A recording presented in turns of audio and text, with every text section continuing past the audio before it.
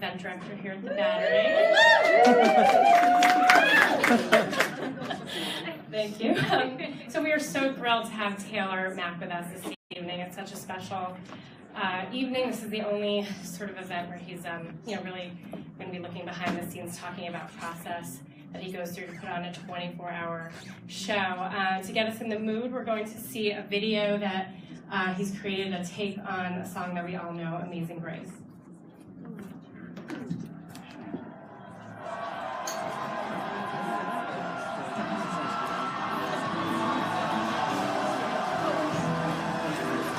We are making a 24-decade history of popular music. It is a radical theory, a realness, a ritual, sacrifice. And here we go! When we come here, come down, and here,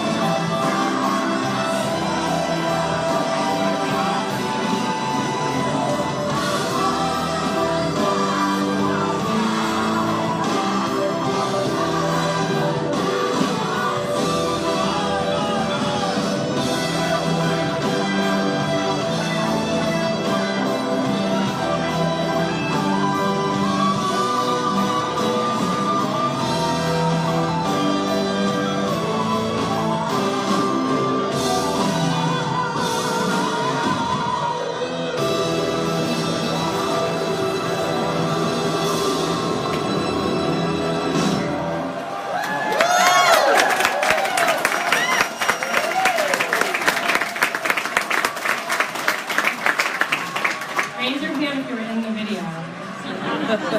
Some people here in the video. That's so awesome. Love it. So here to introduce Taylor is the CEO of the Curran and Tony Award-winning producer Carol Shorenstein-Hayes.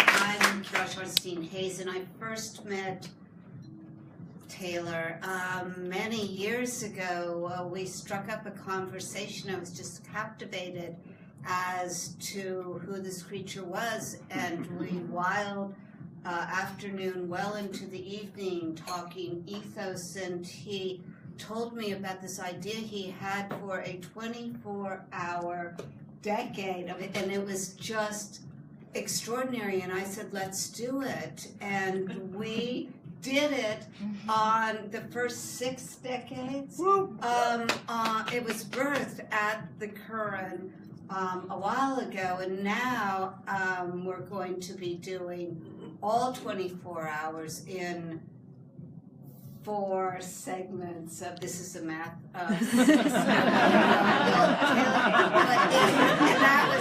It was just a great pleasure to be with such a wonderful artist and to acknowledge Loretta Greco, our artistic director of the Magic Theater, who really brought Taylor here the first time and created a home for him, which we're so pleased that he's here. And now I'd like to introduce Chloe. And dear Chloe and I first met at Stanford at the D School when I was had a class called Redesigning Theater, and here we are, and it's all redesigned. So Chloe, please.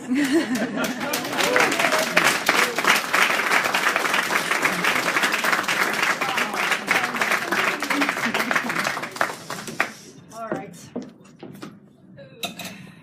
Hello, everybody. I'm Chloe Veltman. I'm the Senior Arts and Culture Editor at KQED. And I saw the first 6 hours of Taylor's show, 24-hour history of, 24-decade history of American popular music, as part of Carol's Under Construction series at the Current Theatre. I think it was January 2016. And I was convinced in that, from seeing those 6 hours, that I had to be in New York for the whole 24 hours last October. I was already familiar with Taylor Mack's work from what he'd done at the Magic Theatre, shows like The Lily's Revenge, which were already quite long. But I was frankly a little bit concerned about how I was going to get through 24 hours, and I'm not very good at pulling all-nighters. So I sought some advice in the guise of a journalist, because I was doing a story for the BBC to sort of talk about Taylor's show before I went. So I interviewed a sleep scientist from UC Berkeley, a guy by the name of Matt Walker, who said, okay, this is how you're going to do it. Under no circumstances should you drink alcohol, no coffee, and do not attempt to operate any heavy equipment. Okay, I can do that. And then I also did, I think it was an email interview with Taylor himself for this story, where I asked him, okay, so Taylor, what's your routine for getting through 24 hours? And I think he said, well, Japanese rice balls, electrolyte water, apples, and taking an occasional break from wearing heels. So I was like, okay. And I show up at St. Anne's Warehouse in Brooklyn that day in flats, and it was one of the most remarkable experiences of my life. Not only did I get this completely new understanding, this very particular understanding of how this country has developed. But all these amazing things happened, I got to slow dance with a complete stranger. I laughed a lot. I cried at one point. I think it was around breakfast time, and there was a performance of Nina Simone's Mississippi Goddam, I think. I did burst into tears. And at one point, a little earlier in the night, when I was really just minding my own business, Taylor Mack himself hauled me up on stage. His makeup artist put a moustache on me and a Union soldier's hat. And suddenly I was up there under the lights playing the role of a Union soldier in this one particular scene. Anyway, so I really recommend it. How many of you are going to be able to actually see this show, either at the Current or the 3-hour version that's happening at Stanford? Fantastic. And those of you who haven't yet bought tickets, I hope you do. And without further ado, I'd love to introduce to you the very remarkable Taylor Mack.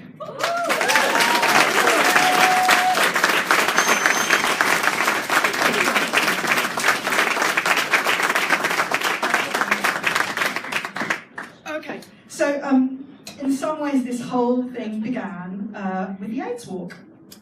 Yes. Would you like to tell us about that experience and how it inspired the show? Sure. I think it was the first one. It might have been the second one. It was 1987. I was living in Stockton, California. I'd never met an out homosexual before, at least not one who was out to me, because back then you didn't come out to children. And Stockton wasn't exactly welcoming, and it was kind of the height of AIDS, so there was a lot of homophobia. But I did find out about this AIDS walk, and I came to San Francisco with my friend who was 2 years older than me and could drive. And we spent the night in her car, and we went to the AIDS walk, and the first time I saw an out homosexual, it was thousands all at the same time. And they were there because they were fighting for their lives and their loved ones' lives. And as a result of that, they were building their community, so they were being torn apart, and because they were being torn apart, they were building themselves. That dichotomy, I think, kind of planted a little seed in my brain, and years later I thought I wanted to make a metaphorical representation of that experience, and use that as a microcosm for many different communities throughout our history that have built themselves as a result of being torn apart. So that's what the show does. That's what it is. It's just an exploration of those communities, sometimes literally, sometimes metaphorically. Sometimes it's obvious, sometimes it's very subtle. But we go through the whole show focusing in some way on communities in the U.S. that have done that. And why was it important for you to tell the history of this country through song? Well, I'm a content dictates the form kind of guy, person. So I think about what I want to talk about, so it's communities building themselves as a result of being torn apart, and what is the best form for that? So it seemed to me it was durational, so that the audience could have time to build themselves and also fall apart at the same time, because it's so long. And that we would be doing that as well, the performers. And then I thought, well, but they have to build themselves, and what art form rallies people to a cause, to celebrate, to mourn together, more than popular music. So that seemed like, and while also using its imperfection to do it, while using its flaws, while using the things that are kind of tearing it apart and stopping it from being grand and virtuosic.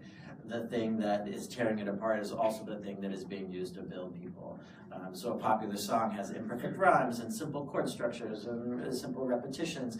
And so those are the types of the songs that I was really drawn to with this particular show. Which isn't to say that they're all like that. Some of them are a little more complex than others. Right. You know, one of the most remarkable things I found from this particular theatrical experience is how you take songs that seem very familiar to people, even hackneyed, you know, like Camptown Races or Amazing Grace or Home on the Range, and you make these old songs sound so new and so fresh and so completely radical and different. That's on the one side. Then on the other side, you take you know, these kind of songs that no one really knows, maybe very well. Some people do, but not in general very well known. You know, like Bonnie and Irish Maid or something, or The Parting Glass. And you make them sound super familiar and like something we would all hum and sing every day. How on earth do you do that? It's really remarkable. Well, it's just approach. You know, I mean, it's just intent. So it's I think that theater is about surprise, and I kind of challenge myself that on my theater every 10 seconds something surprising has to happen. Because the only time you ever feel anything is when you're surprised. That's just how our bodies work. And so that's my job, is to kind of unearth things and surprise people. Not shock them, which shuts you down, but surprise you, which opens you up. There are some shocks in your show too, I would say. I mean, I wouldn't call them shocks, but sure, they might be shocking for some people. I don't know. I've seen a lot of testicles in my life, so that's not shocking. Well, there's that moment, I don't know if you're going to, well, probably you're not doing a whole 24 hours, but I'll never forget in your show in New York, because you were doing the whole 24 hours in one go. At one point, I don't know what time it was in the morning, but you had a doctor come on stage and give you like a steroid injection in the bottom, as I recall. A B vitamin injection. Anyway, that was kind of a shock for My some of us. voice doctor said that it would give me energy, and Did it? No. It was theatrical. Yeah, it was theatrical. It was funny. I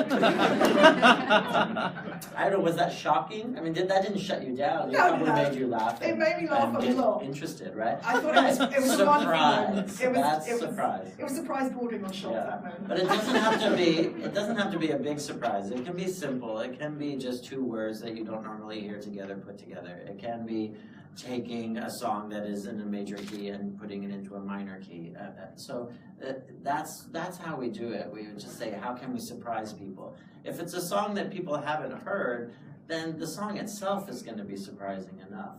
So I don't have to do too much with it.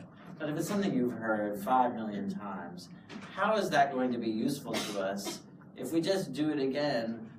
You know, I have a nice voice, but it's not so great that you're like, I've got to hear that person sing, you know? So it's more like, you know, I'm a theater artist, I'm a storyteller, so that's what I want to do with the song. And if I can't tell the story of the song because it's been told way too many times, then I want to make something that we can use to help dream the culture forward with, instead of make America great again. Oh. So it stops being an exercise. It's not an exercise in nostalgia. It's an exercise in progression. Totally understand. Very well said. So, you're back at the Current Theatre performing the whole show. Tell us a bit about your relationship with the Current and with Carol Schornstein-Hayes. Well, yay. I think I was telling Carol this yesterday, that my whole life, I didn't really fantasize about being in movies or TV. I just wanted to perform on the stage of theaters like the Current. That's what I wanted to do. So to me, it's just it feels like the cliche of the dream come true, but a manifestation, and it feels like home. That's what it feels like. It feels like I've been preparing myself for that. And we have performed on big stages like that, but it's just a little different when they're the pretty ones. They've done it really is, it's different when you know that people have cared about the aesthetics. It really changes it. Because I've performed in a lot of ugly theaters, and so when you're the most beautiful thing in the theater, something's wrong.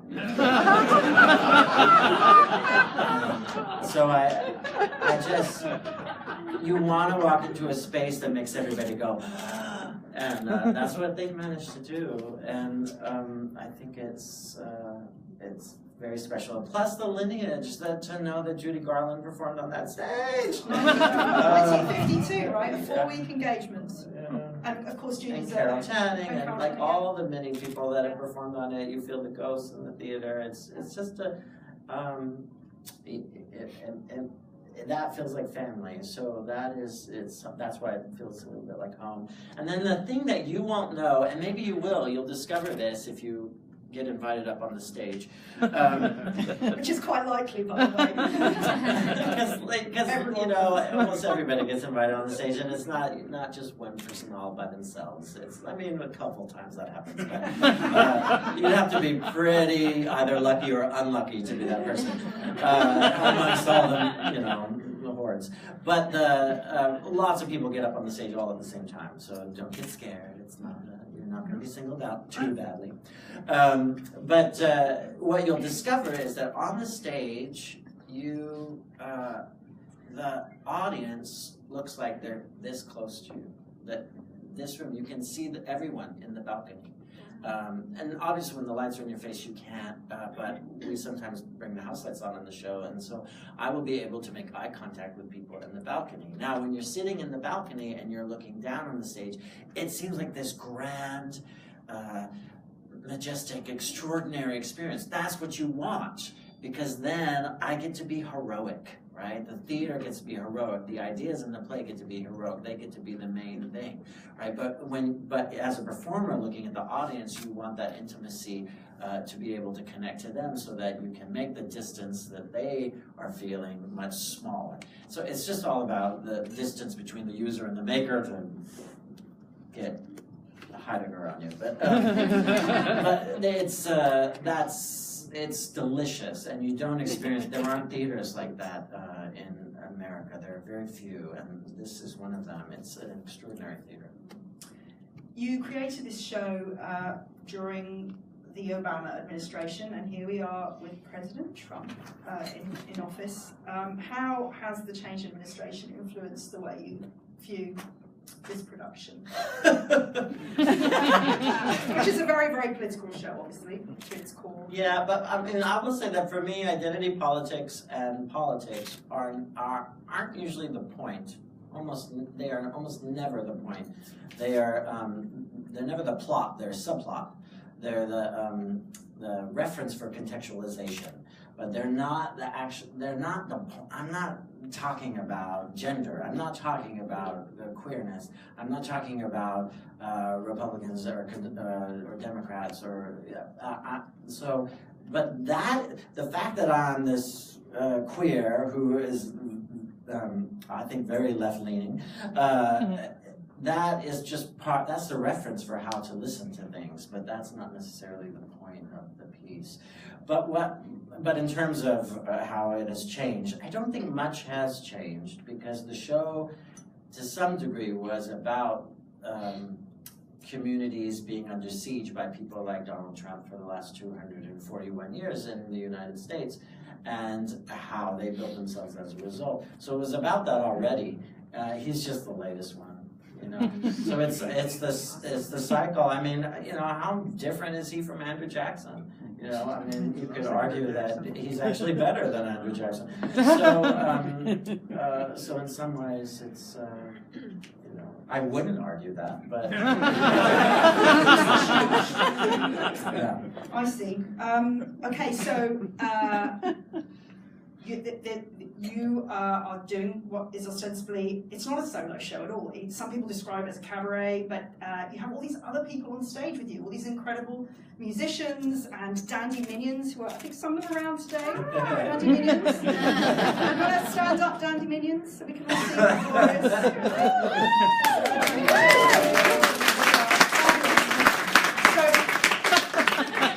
Tell us a bit about the teamwork.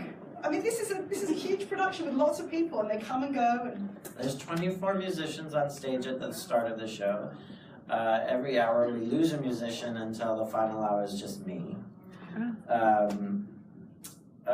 We have 24 dandy minions, which that's what I call them, which they're not minions to me, but they're minions to the great spirit of dandy.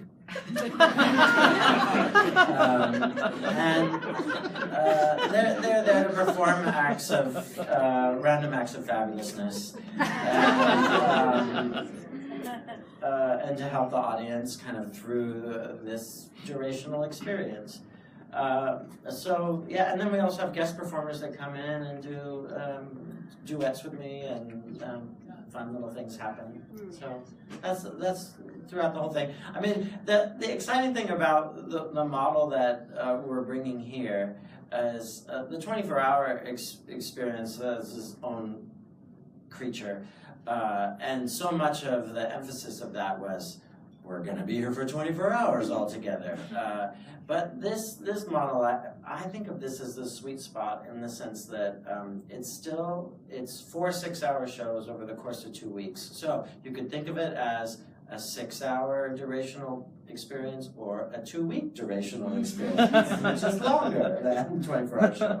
And you can but what it does is it allows you to experience it. It's still challenging to watch 6 hours, but then you can go home, you can get a good night's sleep, you can process what you've seen, you can then decide, do I want to come back and see the next chapter? Do I want to continue on with this? And then when you do, you can enter it with a new understanding of what you're entering into, and what has come before.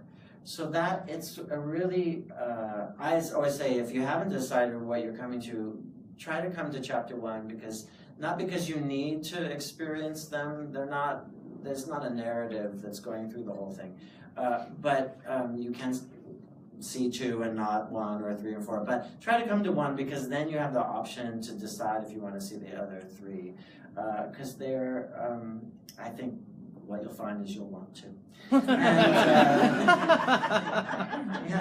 But it just gives you time to process, and it gives you time to think about the material, which is something that the 24-hour show you could, but it's an onslaught. That was an onslaught. This will be an onslaught with a little breath, and I think that is the sweet spot for this particular show. And you're doing this 3-hour abridged version down at Stanford on the 27th. Yeah. How on earth do you take a 24-hour show? Well, I don't know if it'll be 3 hours, 2 hours, maybe 3 hours. I don't know. You never know with me. Sometimes I'm like, it's 90 minutes, and then we're like, 5 hours later. But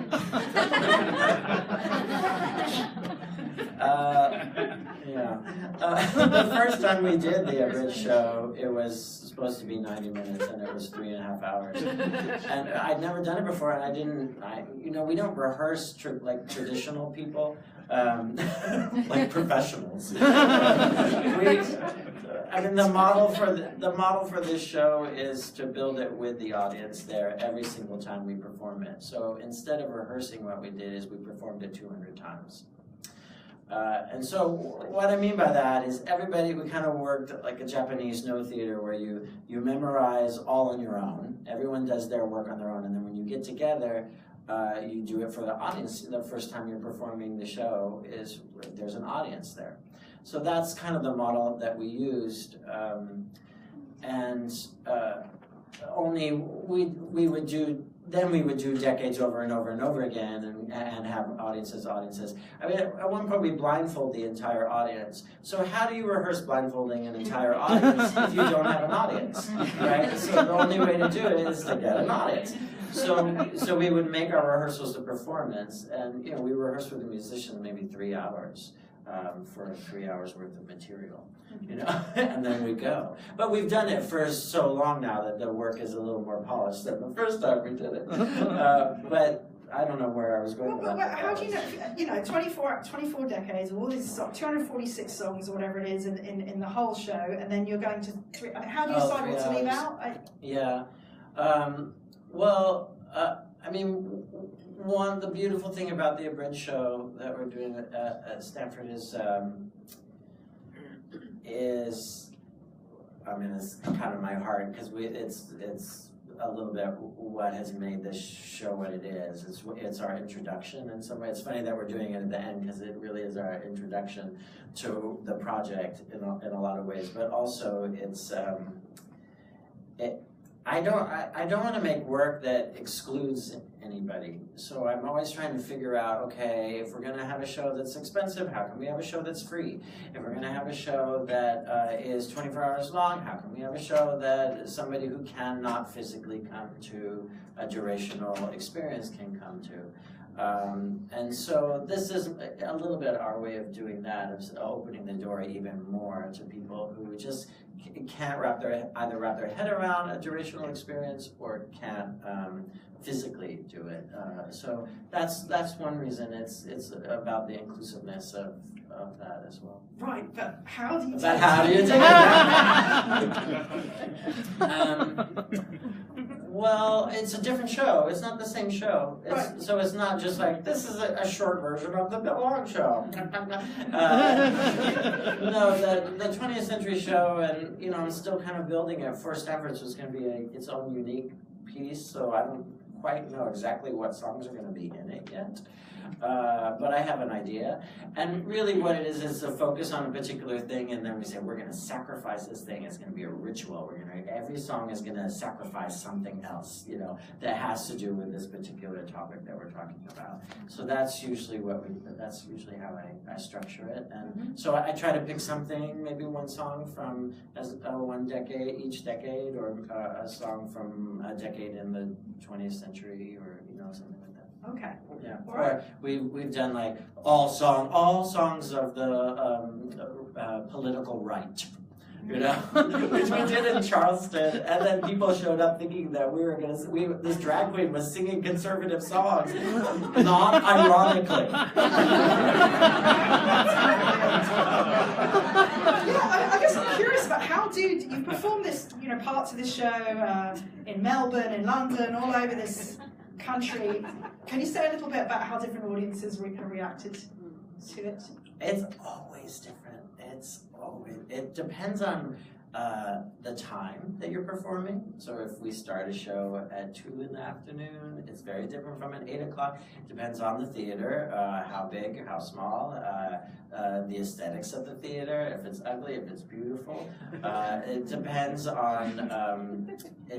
on what is happening in the world, what just happened. Was there a hurricane? Was there a political coup? Was there, it depends on what's happened locally. As we were in Michigan when Flint and the water crisis, got revealed.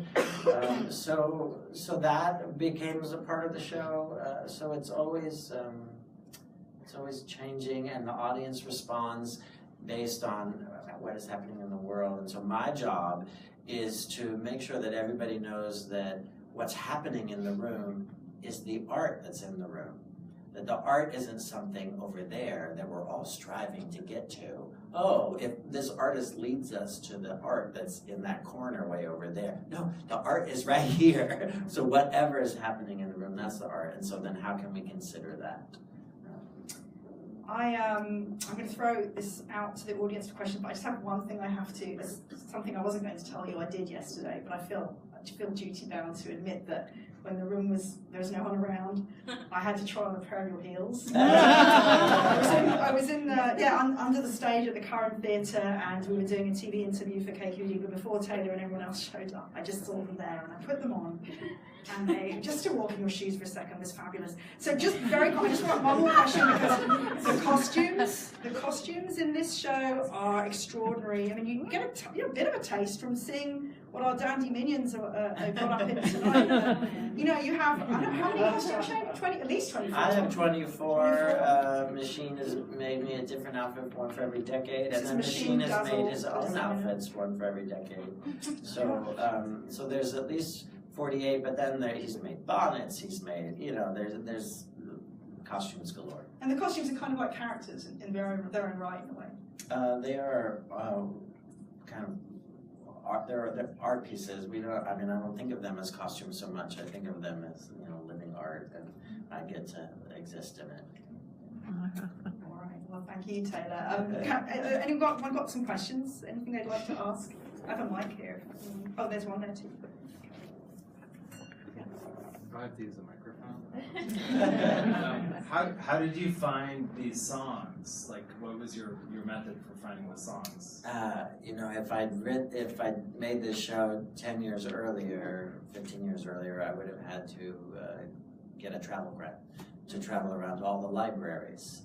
But because of the lovely internet, everyone has put their catalogs online almost. So it was a lot of online research. It's not as sexy as showing up and doing the hard work, but it seemed like hard work at the time.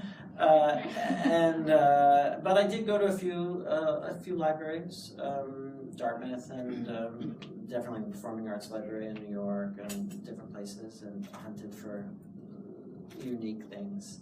I really wanted to find a song about a dandy that is a ghost that is visiting somebody as a ghost, and it needed to be in like 1816, around that time. And I found one.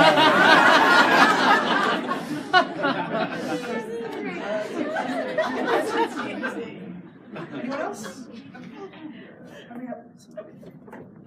So when you're in costume on stage, is that you, or are you adopting a persona? No, it's just me in a heightened circumstance. I'd explain it, but I think you guys got it. Yeah, I say that my drag is it's not a costume I'm putting on. It's a reveal, so it's what I look like on the inside that I don't normally show to everybody. Right now I'm in my relative man drag. When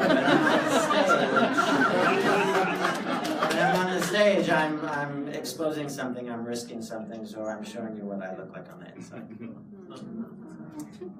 Anyone else? More questions? I've got one there and one here.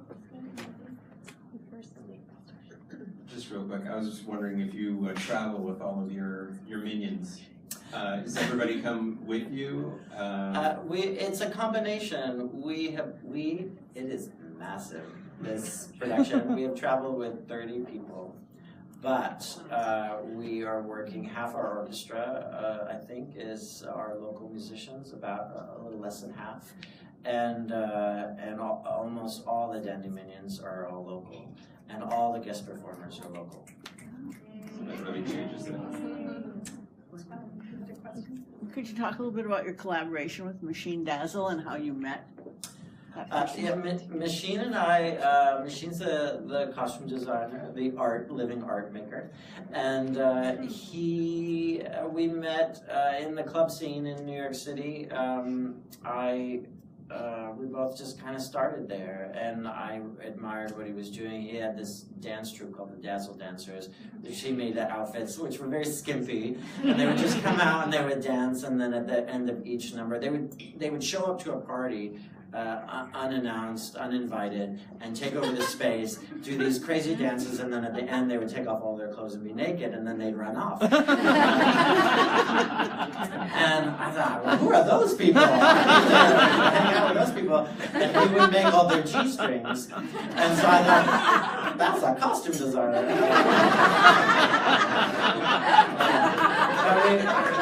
We started working together in 2004, and you know, I just can't love you. When you see all of them, you'll know I can't love that man enough. But you let it up to him, or do you collaborate? Oh, well, I work a little different than most theater artists, especially with the performance art or the hybrid stuff like what you'll see. I tell them what the show's about. I might say one or two technical things that I'm hoping for, or one or two dramaturgical things that I'm hoping for the particular outfit. I say what the period is, and then he makes whatever he makes, and I wear it. I don't tell him, no, it needs to be a different color. I don't tell him, no, that I can't wear that hat, I can't do this, I can't do that, no, I'm not feeling this, blah, blah. I don't do any of that. I wear and vice versa, he doesn't tell me what to say on stage, right?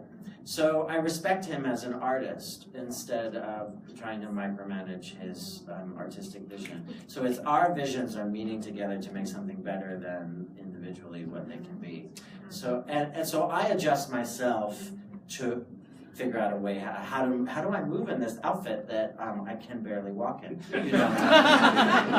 That's my job. That's not his job to figure that out. It's my job. That's how I feel about it. The most I will do is say, could you cut the hem so I don't trip in the heels? You know? That's and also, by the way, some of these costumes by Machine Dazzle, you can see them in the windows of Neiman Marcus right now. There's a beautiful exhibition. As I understand it, it's not something that Neiman Marcus does with any regularity. It's somewhat unusual. Maybe a first that they've put a sort of non-commercial theatrical costume display.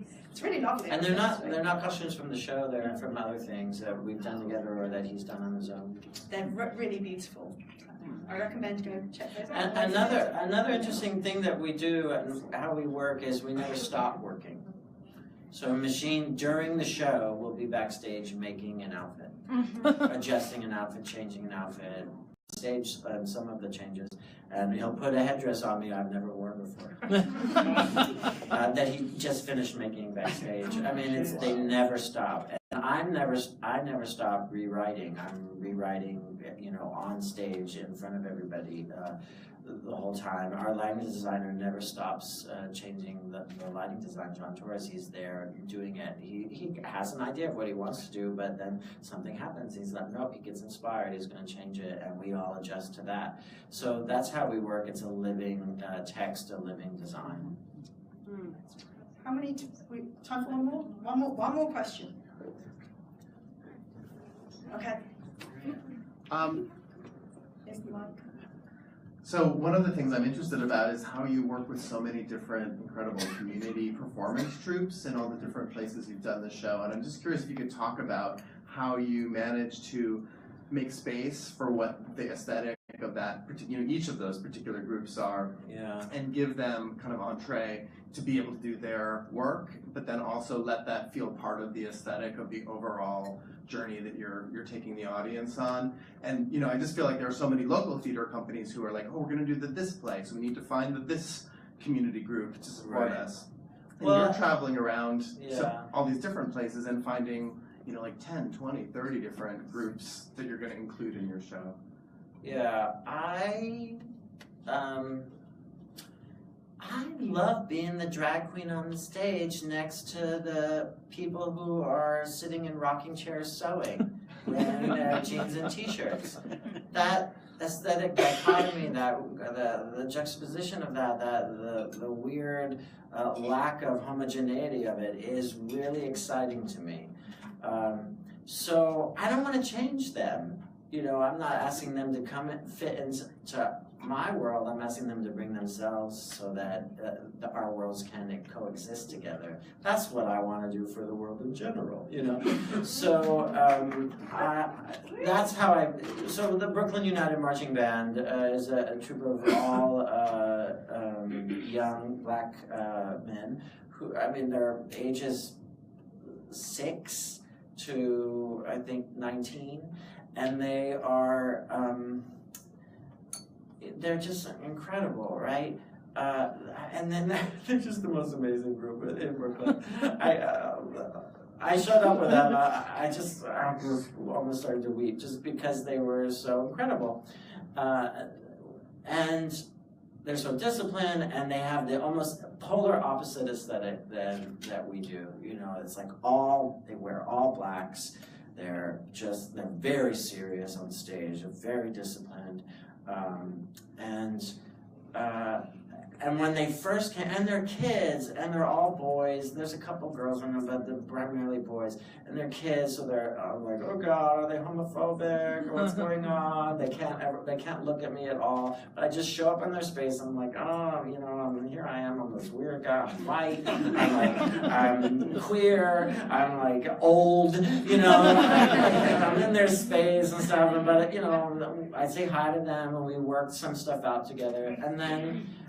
They come to the space, and we introduce them to our environment, and we do the show. And the first time they do the show with us, they still can't look at me on the stage because that's their routine. They're disciplined, you know, and they're amazing. The second time they do it, I see them going like this, looking at me. And the third time we did it, they had all chose to wear pink hats to celebrate us, you know, to celebrate the queerness of us. And, you know, it just was like, and then they were like, so it's just, that's what I live for. I mean, I have these jazz musicians that work with us that are so, you know, they're giggers. They're gigging every single night. So we're like, oh, will you play with us? And they don't know anything about what we do, but it's another gig. They're like, sure, you know. So they come and they're like, yeah, they're rehearsing. They're like, mah, mah, mah, mah, mah, mah. They're like, oh God, who's this queen? And then they come to the show and they go through the show and they come up to me afterwards and they're like, oh, I didn't realize it wasn't just a regular gig. I'm so sorry about my behavior in rehearsal. You know, so I just think if I tell them what to be before they get there, there's no room for transformation. Yeah. And likewise, if I am transformed, I'm transformed by those people that join us. So I don't want to fuck that up. I want to leave room for that. Keep on leaving room, Taylor Mack. Thank you.